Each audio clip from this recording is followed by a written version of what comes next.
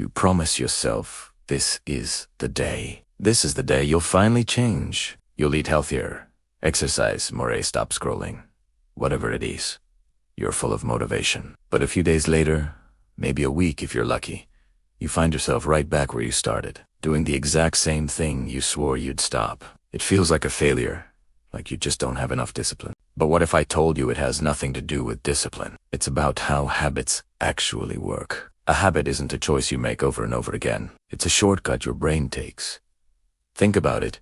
Your brain is a master of efficiency. It's always looking for ways to save energy. Instead of consciously thinking through every single action, how to brush your teeth, how to drive to work, how to tie your shoes, your brain runs on autopilot. It follows patterns it has already learned and stored away. This is a habit, a pre-programmed behavior that your brain can execute without much effort. It's not lazy, it's smart. It frees up your mental energy to focus on new, more complex problems. So, how does the brain build these shortcuts? It all comes down to a simple, powerful three-step process known as the habit loop.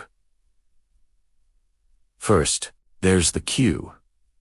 This is the trigger that tells your brain to go into automatic mode and which habit to use. It could be a time of day, a specific place, an emotional state, or even the presence of certain people. Next comes the routine. This is the behavior itself, the action you perform. It can be physical, like biting your nails, or mental, like immediately worrying about something. Finally, there's the reward. This is what your brain gets out of the loop, the little hit of satisfaction or pleasure that tells it, hey, this loop is worth remembering for the future. Your brain doesn't remember your good intentions or your promise to change. It remembers the reward. That's why habits feel so automatic and so hard to resist. The loop becomes ingrained. This brings us to why willpower almost always fails when you're trying to break a bad habit. We tend to think of willpower as this endless source of strength we can just tap into, but it's not.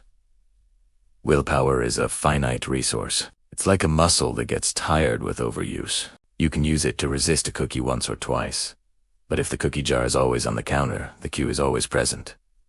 Willpower will eventually run out. Habits, on the other hand, don't use willpower. They are designed specifically to bypass conscious decision-making, and therefore bypass the need for willpower. So trying to fight a deeply ingrained habit with sheer motivation is like trying to stop a runaway train with your bare hands. It's a losing battle because you're fighting your brain's own efficiency system. Let's dive deeper into the brain itself. Habits are stored in a region called the basal ganglia, a part of the brain that's involved in motor control and automated behaviors. When you first do something, like learning to ride a bike, your prefrontal cortex, the thinking, decision-making part of your brain is heavily involved. But as you repeat the action, the neural pathways in the basal ganglia get stronger and stronger. The behavior becomes more and more automatic. It's like carving a path in a forest. The first time is hard, but the more you walk it, the clearer and easier the path becomes. Here's the critical part. You can't just erase that path. Breaking a habit doesn't mean deleting the old neural pathway. It means building a new, stronger one next to it. The old habit is always there, waiting for the right cue. So, if you can't just break a habit, what actually works? You don't break habits, you replace them. The secret isn't to fight the old routine, but to redesign the loop. The easiest way to do this is to keep the same cue and the same reward, but insert a new routine. For example, if your cue is feeling stressed and your routine is to eat junk food for the reward of comfort, you can't just tell yourself, don't be stressed.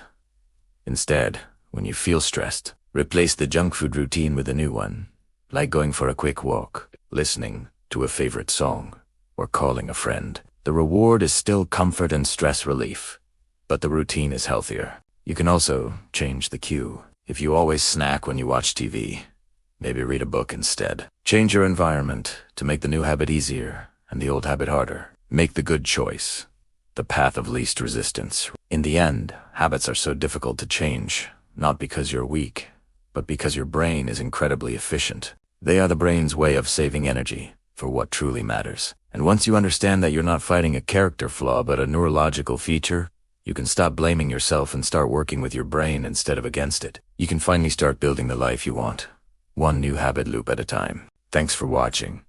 And if this helped you understand yourself a little better, consider subscribing for more insights into how your mind works.